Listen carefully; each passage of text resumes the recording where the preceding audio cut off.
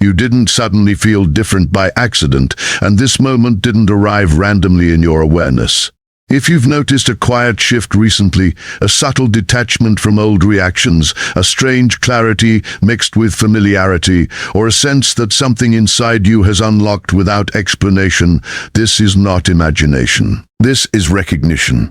And the reason it feels both new and ancient at the same time is because what is opening is not something you are becoming, but something you are remembering. Thoth does not open memories the way the mind recalls events.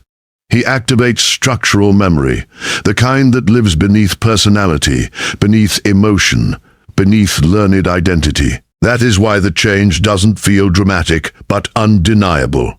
You may feel calmer without trying, less reactive without effort, more observant without intention. Time may feel different, people may feel louder. Old desires may feel irrelevant. And yet, there is no fear, only a quiet knowing that something has shifted permanently. This is how memory returns when it is not emotional, but foundational. Thoth's influence does not arrive with visions or commands. It arrives as order, as coherence, as a reorganization of awareness that makes chaos less convincing.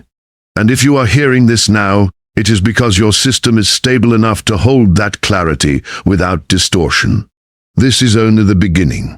And the feeling you can't quite name is the confirmation. What is opening now is not memory as the mind usually understands it. This is not about recalling past lives, images, names, or stories. What is returning is structural memory, the original orientation of awareness before it learned to fragment itself for survival, identity, and adaptation. This is why the experience feels quiet rather than emotional, subtle rather than dramatic. Structural memory does not announce itself, it stabilizes. You may notice that your thoughts feel less urgent, as if they no longer demand immediate belief. Emotions may still arise, but they pass through you without gripping your nervous system the way they once did. You are not becoming numb, you are becoming ordered. This is the signature of memory reopening at a foundational level. Thoth's influence operates through alignment, not stimulation. It restores the internal architecture that allows perception to organize itself without distortion. When this happens, awareness no longer collapses into every thought or reaction. It observes, it holds, it remains coherent even when external conditions fluctuate. As this memory opens, your relationship with time begins to change. You may feel less pressured by the future and less pulled by the past, not because you are detached from life, but because your awareness is no longer anchored exclusively to linear sequencing. Structural memory holds continuity. It remembers how to exist across moments without losing itself. This can feel disorienting at first because modern consciousness is trained to identify itself through urgency, narrative, and constant movement. When those drivers soften, the mind may try to label the experience as boredom, emptiness, or loss of motivation. But beneath that interpretation is something more precise: presence without strain. You may find yourself pausing more often, listening more deeply, noticing patterns instead of reacting to surface events. Conversations may feel repetitive. Certain environments may suddenly feel heavy or incoherent. This is not judgment. It is sensitivity returning to its original calibration. Another sign of this memory opening is the collapse of false urgency. Things that once felt critical may now feel optional.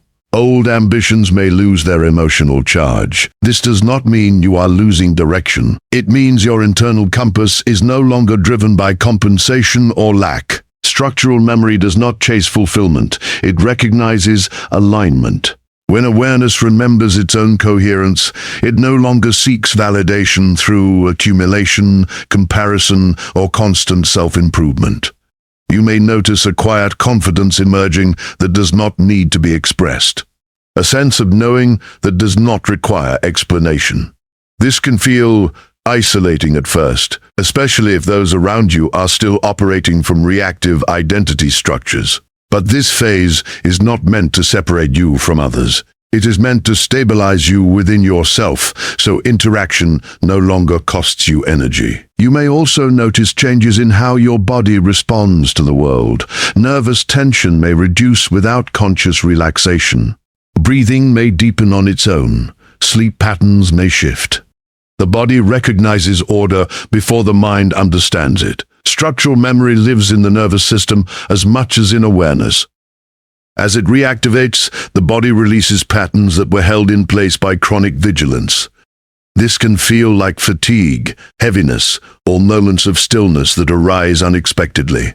These are not symptoms to fix. They are signs of reorganization. Thoth's influence is not invasive. It does not override your system. It reminds it how to regulate itself. When this happens, effort becomes unnecessary. Control becomes irrelevant. Balance reasserts itself quietly. You may also find that language feels slightly inadequate during this phase. It becomes harder to explain what you are experiencing, not because it is complex, but because it is preconceptual. Structural memory operates beneath narrative. It does not need meaning to function. This is why trying to describe the experience can feel frustrating or unnecessary. You are not meant to convince anyone of what is happening. This process does not spread through persuasion.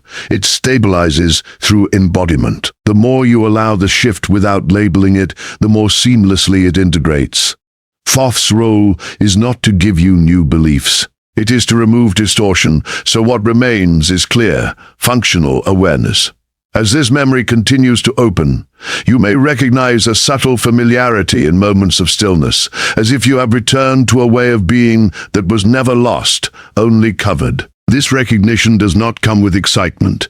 It comes with relief, a sense that something has finally settled into place. This is why you feel different now. Not elevated, not chosen, simply aligned. And this alignment does not demand action. It prepares you for clarity. As this memory opens, it can feel disorienting, not because something is wrong, but because the reference points you once used to orient yourself are no longer reliable. Identity begins to loosen before clarity fully stabilizes, and this in-between phase can feel unfamiliar. You may notice that roles you once inhabited effortlessly now feel slightly artificial, as if you are observing yourself participate rather than being fully absorbed. This is not dissociation. It is de-identification. Structural memory restores awareness to a position that is prior to role, prior to narrative, prior to emotional reinforcement. When this happens, the mind may interpret the experience as distance or withdrawal, but what is actually occurring is a recalibration of center. Awareness is no longer anchored to personality alone. It is rediscovering how to hold perspective without collapsing into form. This phase often brings a quiet questioning, not of belief systems necessarily, but of relevance. Things you once pursued may no longer generate momentum. Conversations may feel predictable. Emotional highs and lows may flatten into something more neutral, more even.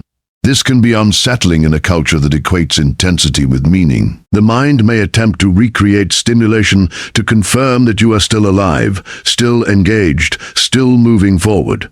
But structural memory does not operate through stimulation. It operates through coherence.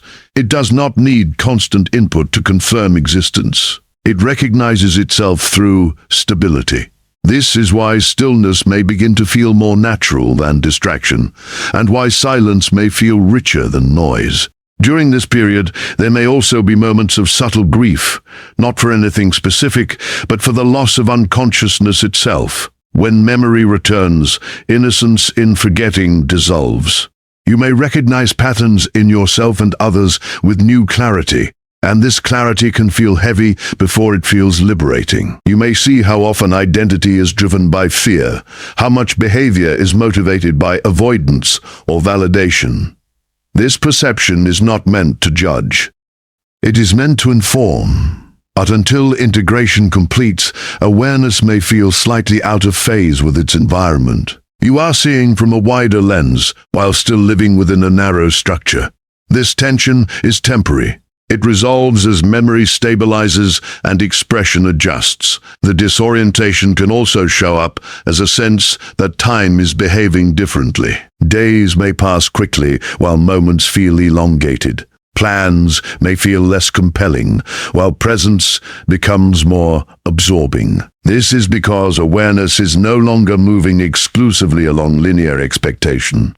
Structural memory holds continuity without urgency. It remembers how to exist without constantly projecting forward. This can make goal-oriented thinking feel strained or unnecessary. The mind may resist this, fearing stagnation or loss of purpose. But purpose at this level is not something you chase. It emerges from alignment. When awareness is ordered, action becomes precise without effort. You may also notice that emotional reactions arise more slowly, or not at all in situations that once triggered you. This can feel confusing at first.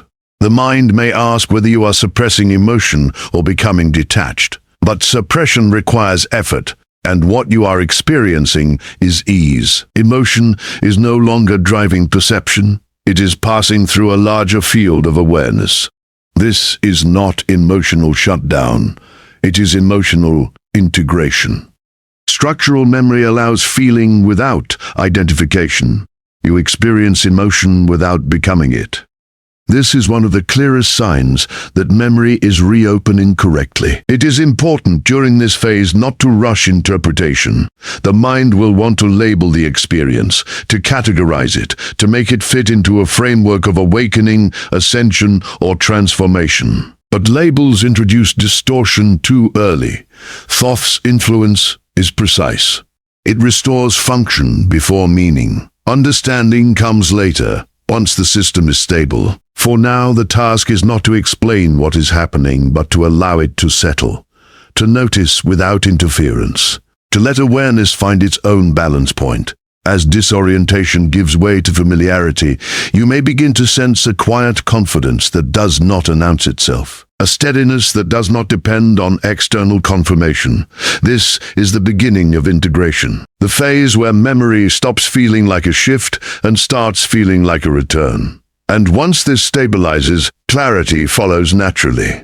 Not clarity that demands expression, but clarity that informs every perception silently. This is how structural memory completes its opening, not with revelation but with unmistakable internal order. As integration deepens, something subtle but decisive begins to occur. Awareness stops referencing the past state entirely. The comparison fades. You are no longer measuring who you were against who you are becoming. That internal commentary, so habitual it once felt inseparable from thought itself, begins to dissolve. This is not because answers have been found, but because the need for constant self-orientation has ended. Structural memory, once stabilized, provides a continuous sense of being that does not require reaffirmation. You exist without checking. You move without narrating. This can feel almost invisible at first, because modern consciousness is trained to notice change only through contrast. But what is happening now is not change. It is baseline restoration. With this restoration comes a shift in how you perceive effort. Tasks that once required force may now unfold with minimal resistance, while things that were driven by habit or expectation may quietly fall away. This is not loss of motivation. It is precision returning to action. Structural memory aligns awareness with what is necessary and disengages it from what is redundant. You may find yourself acting less, but accomplishing more, speaking less, but being understood more clearly. The mind may initially interpret this as withdrawal, but over time it becomes clear that energy is no longer being leaked through unnecessary engagement. Presence itself is doing the work. Your relationship with thought continues to evolve at this stage. Thoughts still arise, but they no longer position themselves as authorities. They are seen as functional tools rather than identity anchors. This is where clarity becomes operational rather than conceptual. You do not need to analyze every perception or extract meaning from every experience. You recognize patterns without obsessing over them. You respond without rehearsing. Structural memory restores the original hierarchy where awareness leads and cognition supports, rather than the other way around. This reordering reduces internal friction dramatically. Mental noise decreases not because you silence it, but because it no longer competes for control. At this level of integration, the influence of external systems becomes more noticeable by contrast. Environments driven by urgency, competition, or artificial stimulation may feel increasingly incompatible. This is not because you are above them, but because your nervous system no longer resonates with incoherence. You may find yourself naturally gravitating towards simplicity, rhythm, and spaces that allow awareness to remain uncompressed. This can include changes in how you work, how you communicate, or how you structure your days. These adjustments do not need to be dramatic. Structural memory expresses itself through subtle recalibration rather than radical overhaul. You may also begin to notice that insight arrives without effort. Understanding surfaces fully formed without the step-by-step reasoning that once accompanied learning. This is not intuition in the mystical sense. It is pattern recognition operating at a higher resolution. Structural memory allows awareness to access relational information directly, without translating it through linear analysis. This can feel like knowing without thinking, recognizing without searching. The mind may initially try to take ownership of this clarity, to turn it into identity or authority. But when awareness is stable, there is no need to claim insight. It is simply applied when relevant and released when not. Emotion at this stage becomes deeply integrated. Feelings arise and dissolve without leaving residue. There is no suppression, but also no accumulation. Emotional energy moves through awareness rather than looping within it. This is why emotional maturity at this level often appears understated.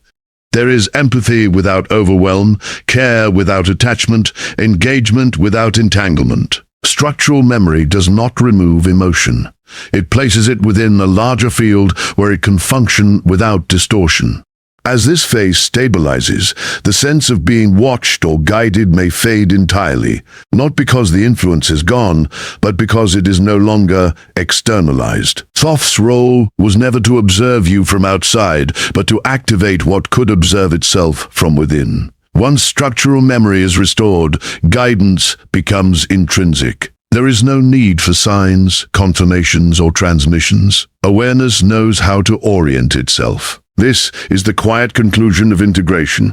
Not an ending, but a state of readiness where perception is clear, response is precise, and presence is sufficient. What remains now is not a task, a mission, or a role to perform, but a way of inhabiting reality that no longer fractures you. This is where the process completes, not through culmination, but through continuity. Structural memory does not arrive with a final revelation or a dramatic shift. It settles into permanence. You may notice that nothing feels extraordinary, and that is precisely the indicator. When awareness no longer needs contrast to validate itself, experience becomes stable rather than intense. Life continues, but it is no longer something you push against or pull meaning from. You participate without resistance. You observe without distance. This is what readiness actually looks like. At this stage, there is often a temptation to ask, what comes next? As if integration must lead to a new phase, a new ascent, a new identity. But that question arises from the old architecture of becoming. Structural memory does not operate on progression. It operates on presence. What comes next is not an upgrade, but application. Awareness expresses itself through ordinary moments with extraordinary coherence. You respond to situations as they are, not as projections of past conditioning. Decisions feel quieter, but more exact. There is less deliberation and more recognition. You know when to move and when to remain still, not because of rules or beliefs, but because your internal signal is no longer distorted. You may also notice that teaching, guiding, or influencing others no longer feels like an ambition. It happens naturally, often without intention. Your presence alone carries clarity because it is not fragmented by internal conflict. This does not mean people will suddenly understand you or follow you. In fact, many may not notice anything different at all. Structural memory does not broadcast. It stabilizes fields silently. Those who are receptive may feel calmer around you without knowing why. Those who are not may feel uncomfortable without explanation. Neither response requires management. You are no longer responsible for how coherence is received. The need to seek confirmation fades completely here. There is no longer a question of whether the process was real, whether the shift truly happened, or whether you imagined it. Doubt dissolves not through certainty, but through irrelevance. When awareness is ordered, it does not need to defend its experience. It does not need to compare itself to others or measure itself against ideals. It simply functions. This is the deepest form of confidence, one that does not identify as confidence at all. It is just absence of internal contradiction. Time at this stage becomes a medium rather than a pressure. You move through days without rushing or resisting them. Planning still occurs, but it is flexible. The future is no longer something you lean toward anxiously, and the past is no longer something you carry. Memory exists without attachment. Anticipation exists without tension. This is not detachment from life. It is intimacy without distortion. You are fully present without being consumed. If there is a final adjustment that occurs here, it is the release of seeking meaning as a constant activity. Meaning arises contextually when needed and dissolves when it has served its function. You no longer attempt to extract lessons from every experience or interpret every sensation as symbolic. Structural memory trusts reality to be sufficient without constant translation. This trust is not naive. It is precise. It knows when interpretation is useful and when it interferes. The idea of Thoth, of guidance, of transmission, now resolves into something internal and impersonal. Not a voice, not a presence, not an observer, but an intelligence embedded in awareness itself. What was once perceived as external was always a mirror for internal order returning. There is no longer a watcher, because awareness is no longer divided. There is only perception functioning as it was always designed to function. This is why there is nothing to do now except live. Not perform, not awaken others, not preserve a state, but live with coherence. The process does not ask for loyalty or belief. It does not demand continuation. It simply remains available as long as you remain aligned. And alignment, once restored, does not require maintenance. It sustains itself through clarity. This is not an ending. It is the point at which nothing needs to be added and nothing essential can be taken away.